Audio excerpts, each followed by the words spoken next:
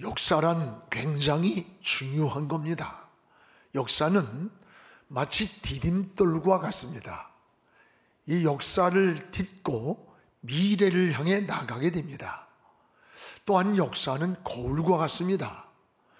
역사의 거울을 통해 이 현재를 직시하고 설계하고 그리고 미래를 준비해 가게 되는 겁니다. 역사를 회고한다는 말은 바로 역사를 통해 거울을 보듯이 자신을 본다고 하는 뜻이기도 합니다.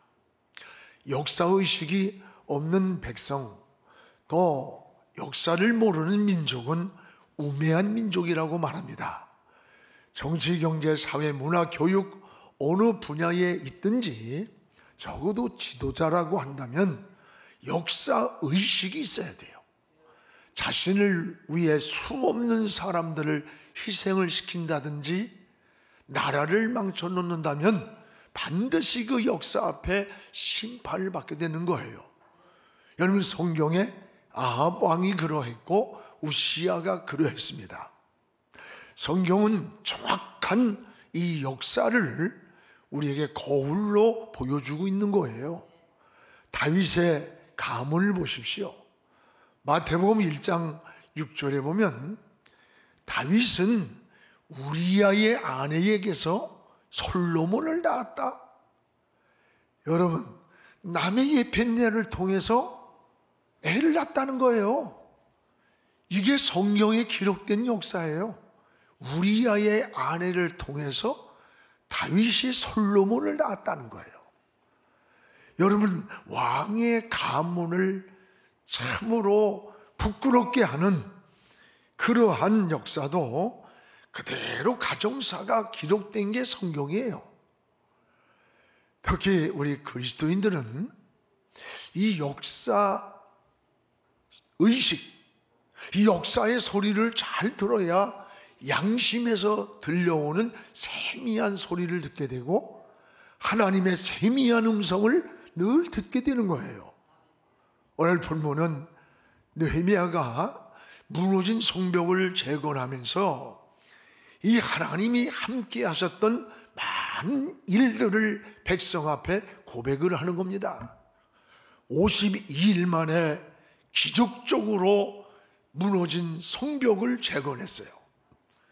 그때에 하나님이 사람이 필요하면 사람을 붙여준 거예요. 자재가 필요하면 믿지도 않는 이방 나라의 왕의 마음을 움직여서 성벽을 짓는 자재를 공급해 줬고, 적들이 괴롭히면은 보이지 않는 하나님의 손이 나타나서 파수꾼이 되어줬던 거예요. 이 무너진 성벽을 52일 만에 재건하는 놀라운 하나님의 은혜를 경험했습니다. 그래서 느헤미야는 오늘까지 하나님이 함께 하셨던 이 역사를 회고해보라고 하면서 수문 앞 광장에 백성들을 모았습니다. 그리고 그 백성들을 향해서 오늘 세 가지를 고백하는 거예요. 하나님이 함께 하셨던, 그리고 그들은 신앙 회복 운동이 일어났던 거예요. 하나는 회개 운동이 일어나고, 또 하나는 말씀 운동이 일어나고, 그 다음에는 기도 운동이 일어났습니다. 놀라운 은혜였습니다. 지금 우리 한국교회도 우리 사회도 이런 변화의 운동이, 이런 새로운 운동이 일어나야 할 때가 지금이다라는 생각을 합니다. 무엇보다도 여러분, 그 시대에 하나님의 역사를 회고할 때 첫 번째 나타나는 게 뭐냐? 따라합시다. 회개 운동이 일어났다. 이 회개 운동이 일어났어요. 하나님과의 관계 회복, 이 하나님과의 관계 회복은 회개로부터 시작이 되는 겁니다. 오늘 2절을 우리 같이 한번 읽겠습니다. 모든 이방 사람들과 절교하고 서서 자기의 죄와 조상들의 허물을 자복을 했다. 모든 이방 사람들과 절교를 하고 자기의 죄만 아니라 조상들의 죄까지 함께 고백을 했다고 하는 말씀입니다. 그렇습니다. 오늘 여러분, 모든 이방인과 절교를 했다. 이게 뭐예요? 구별되게 살겠다는 결단이었습니다. 그들은 금식을 하며 베옷을 입고 죄를 회개하면서 이방인과 절교를 선포했습니다. 여러분, 진정한 회개는 뭘까? 진정한 회개를 통해 우린 하나님과의 은혜의 통로가 열리는 거예요. 그리고 영이 맑아지고 지혜가 임합니다. 또 여러분, 우리 혈관이 막히면 죽는 거예요. 우리의 혈관이 막혔던 혈관이 뚫리듯 하나님과의 교제가 회복이 되고 평안이 오는 거예요. 또 기도의 응답이 열리는 겁니다. 그동안 하나님을 잘 섬기면서도 저 이방인들과 혼합이 되어서 거룩함을 상시하며 살아왔던 것을 깨달았어요. 오늘 하나님께서 우리에게 이런 은혜를 베푸셨는데 우리는 지금까지 어떻게 살았느냐? 그 잘못한 것을 회개를 하고 잘못한 것을 역사 속에서 고백을 하는 거예요. 하나님은 때로는 블레셋을 통해, 아말렉을 통해, 때로는 바벨론을 통해서 채찍의 몽둥이로 사용했던 것을 알려줬습니다. 바벨론의 포로에서 70년간을 신음하고 고난을 당한 것도 우연이 아니에요. 하나님의 징계였음을 느헤미야는 백성들에게 이 역사를 회고시키는 거예요. 그때 백성들이 회개를 하면서 이제 우리가 저 이방인들과 절교하겠습니다. 금식을 하며 철야를 하면서 하나님 앞에 결단을 선포하는 겁니다. 그렇습니다. 여러분, 진정한 회개는 마음에서 가책을 느끼고 깨달음만 얻는 게 아니에요. 그 마음에 돌이키는 것이 생활 속에서까지 나타나야 되는 거예요. 애굽에서 나오고 길갈을 정리하고 떠나야 되는 거예요. 이방인과 절교하는 행동까지 나타나는 구별함이 회개가 되는 거예요. 진정한 은혜는 이런 회개를 통해서 우리 영이 맑아져요. 우리가 아침에 나가서 하루를 돌아와 보면 원하지 않아도 옷에 먼지가 묻어 있고 몸이 더러워져 있어요. 그래서 목욕을 하고 새로운 마음을 갖듯이 우리 날마다 주의 영으로, 주의 보혈로 씻음을 받고 깨끗한 마음으로, 정결한 마음으로 하나님과 교통이 이루어져야 돼요. 오늘 이방인들과 절교하는 행동까지 구별되게 살겠다는 고백, 이게 진정한 은혜는 이런 회개로부터 시작된다는 것을 기억하시기를 축복합니다. 느헤미야가 수문 앞 광장에서 여러분, 이 52일 동안에 사람이 필요할 때 사람을 보내주셨습니다.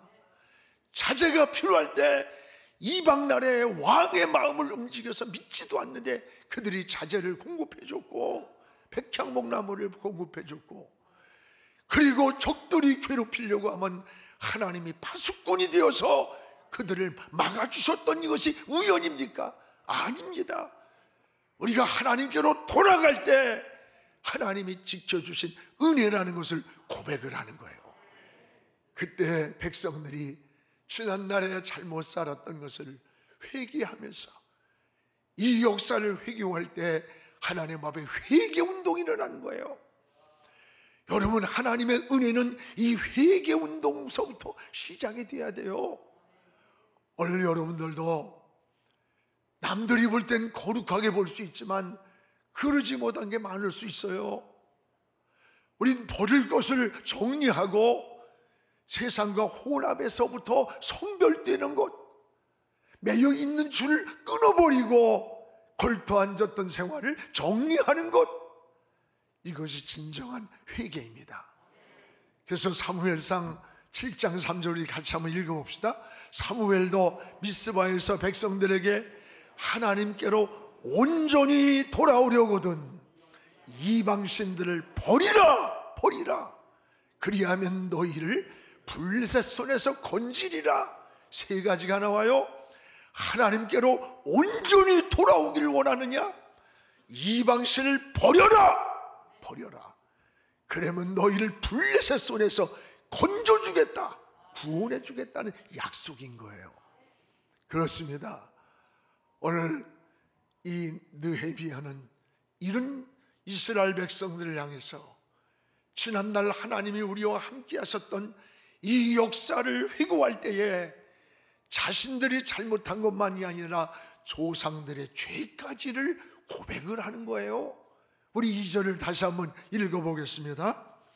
모든 이방 사람들과 절교하고 서서 자기의 죄와 조상들의 허물까지도 자복을 했다 그랬어요. 조상들의 허물까지, 자기 죄만이 아닙니다. 조상들이 잘못했던 과거 역사까지도 자복하면서 회개를 하는 거예요. 비록 우리가 지은 죄가 아니더라도 조상들의 죄까지 이 회개하는 이 백성들에게 하나님은 성벽을 다시 재건할 수 있는 축복을 그들에게 주셨던 거예요. 오늘 이 시대에 우리도 수문 앞 광장에 이 느헤미야가 백성들을 모아놓고 역사를 회고시켰던 이 사건처럼 오늘 하나님이 주신 은혜를 돌아보면서 우리가 잘못 살았음을 이 사순절에 고백하면서 우리의 영을 맑게 하고 깨끗하게 하고 우리가 서지 말할 자리에 서 있고 앉지 말할 자리에 앉아 있고 가지 말할 곳에 가서 머뭇거리고 있다면 다 정리하는 이런 회개 운동이 이 사순절에 일어나기를 주의 이름으로 축원합니다. 이게 하나의 은혜예요. 또 하나는 이 하나님의 역사를 회고할 때 따라합시다. 말씀 운동이 일어났다. 말씀 운동이 일어났어요. 우리 3절을 같이 한번 읽겠습니다. 이날에 나 4분의 1은 그 자리에서 서서 그들의 하나님 여호와의 율법책을 낭독하고 나 4분의 1은 죄를 자복하며 그들의 하나님 여호와께 경배를 하였더라. 낮 4분의 1은 그 자리에서 일어나가지고 여호와의 율법책을 낭독을 했다. 낮 4분의 1은 얼마냐? 3시간이에요 3시간 동안을 백성들이 다 일어나서 율법책을 읽으면서 하나님 뜻대로 살겠노라고, 하나님의 방법대로 살겠노라고, 성경대로 살겠노라고 율법책을 낭독을 했다는 거예요. 여러분, 하나님의 말씀은 우리의 영혼의 양식입니다. 모든 백성들이 일어나 율법책을 낭독한 3시간, 오랜 시간이에요. 진정한 개혁이 뭐냐? 진정한 교훈은 어디서 일어나느냐? 우리가 하나님께로 돌아가는 거예요. 돌아가는 방법이 뭘까? 하나님 말씀으로 돌아가는 거예요. 여러분, 말씀 운동이 일어날 때 영혼이 사는 겁니다. 그래서 말씀으로 돌아갈 때 그곳에 해답이 있는 거예요. 개혁주의자들이 외친 게 뭐예요? 말씀으로 돌아가자는 거예요. 말씀으로. 우리 개신교의 중심은 말씀이에요. 말씀으로 돌아가는 거예요. 바로 말씀이 해답이 되는 겁니다. 사랑하는 여러분, 말씀 운동이 일어날 때 영혼이 살았어요. 말씀으로 돌아갈 때 해답이 있어요. 말씀 운동이 일어날 때 나라가 흥했고 적들을 막아주셨고 하나님의 재앙도 멈춰줬다는 것을 알 수가 있습니다. 오늘 말씀이 일어날 때 영혼이 살아요. 민족이 흥했던 거예요. 그래서 이사야 55장 3절에 이렇게 말씀합니다. 너희는 나에게 나와서 뭘 들어라? 여호와의 말씀을 들어라. 귀를 기울여라. 그리하면 너희 영혼이 산다. 하나님 말씀에 귀를 기울이면 영혼이 산다는 약속이에요. 살리는 것은 영이라고 했습니다. 오늘 여러분, 하나님 말씀이 해답이에요. 하나님 말씀으로 돌아갈 때 거기에 신앙의 눈이 열려요. 우리의 가서온 뜨거운 사명을 발견하게 되는 거예요. 사랑하는 여러분, 시편 119편 105절에도 주의 말씀은 내 발의 등이요 내 인생길의 빛이라 그랬어요. 캄캄한 밤 어떻게 찾아갈지 모를 때 우리 인생의 길에 등불과 같고 길을 잃어버렸을 때 그 길을 비춰주는 안내자와 같은 빛이 되어주는 게 하나님 말씀이라 그랬습니다. 그렇습니다. 그뿐만이 아닙니다. 히브리서 4장 12절에 보면 4장 하나님 말씀은 살았고 생명이라 그랬어요.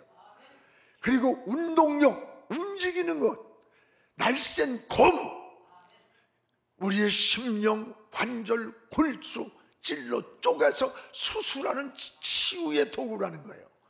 하나님 말씀은 글이 아니에요. 생명이에요. 그리고 움직이는 거예요.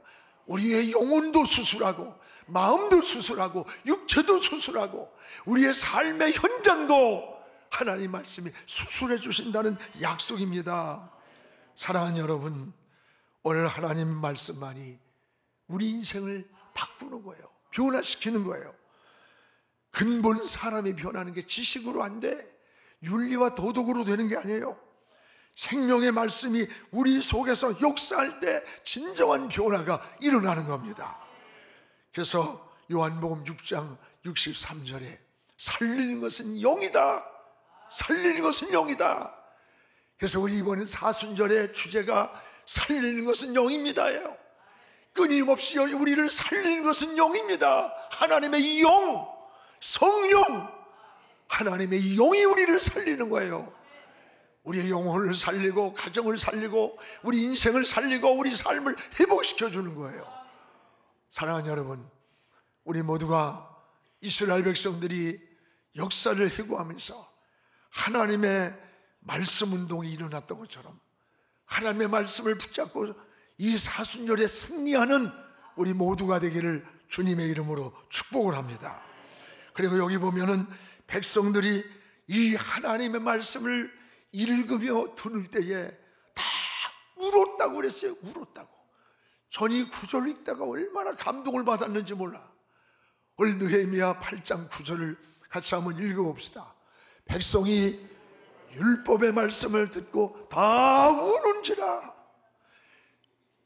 오늘 낮 4분의 1을 율법서를 낭독을 했어요. 그때 그 말씀을 듣고 백성들이 다 울었어요. 울었어. 여러분, 눈물이 뭐예요? 눈물이 뭡니까? 진실함이에요. 우리 신앙생활에는 눈물이 있어야 돼. 눈물. 여러분, 하나님 앞에서 흘리는 눈물, 회개하며 흘리는 눈물, 찬송하며 흘리는 눈물, 기도하며 흘리는 눈물, 감사해서 흘리는 눈물, 사명을 깨닫고 흘리는 눈물. 그 후에 이 놀라운 하나님의 역사를, 하나님의 은혜를 경험하게 되는 거예요. 하나님 앞에 눈물이 있는 신앙은 은혜를 경험한 사람이에요.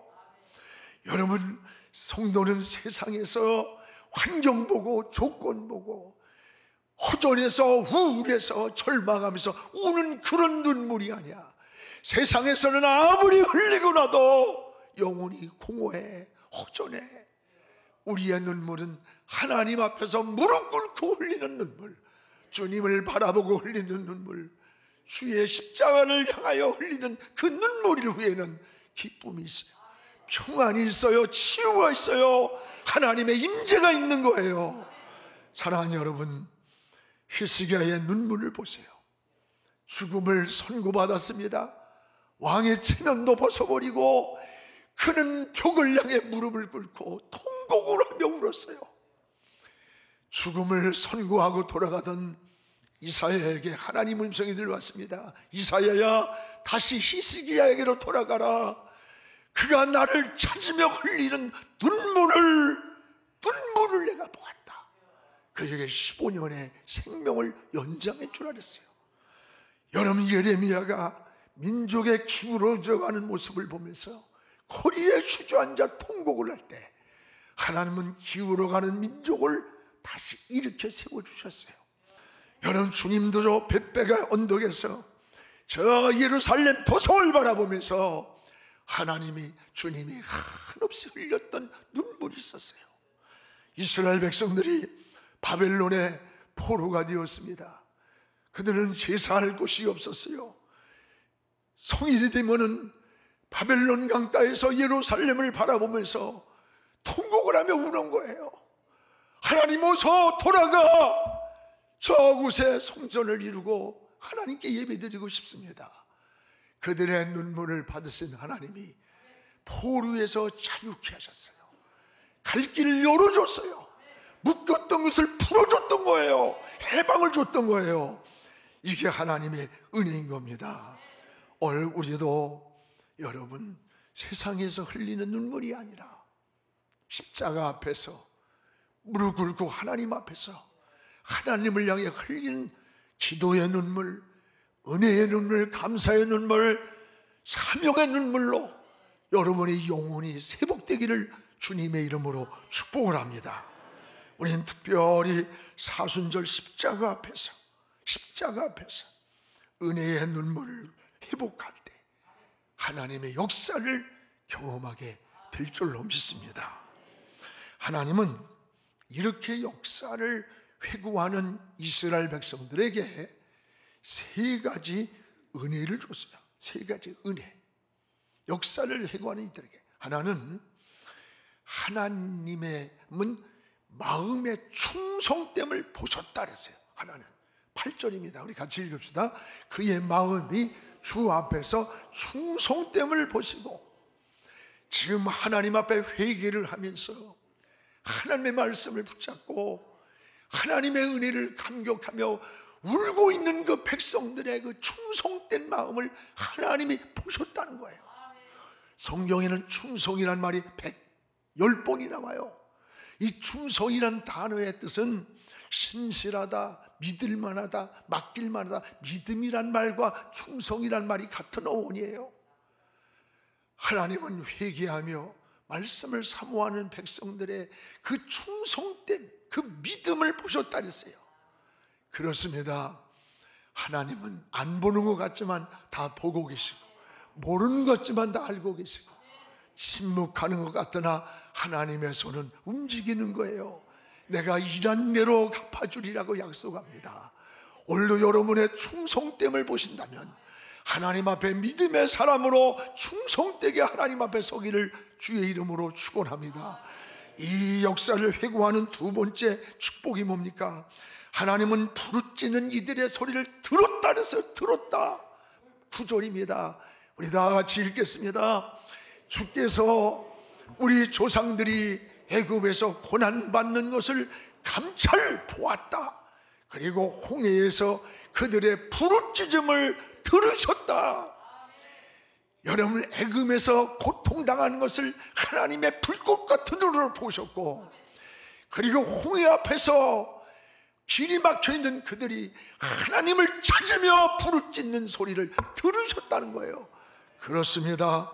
하나님은 오늘 이 시간도 여러분의 기도 소리를 듣고 계십니다. 여러분의 작은 신음소리까지도 듣고 계시는 하나님이에요.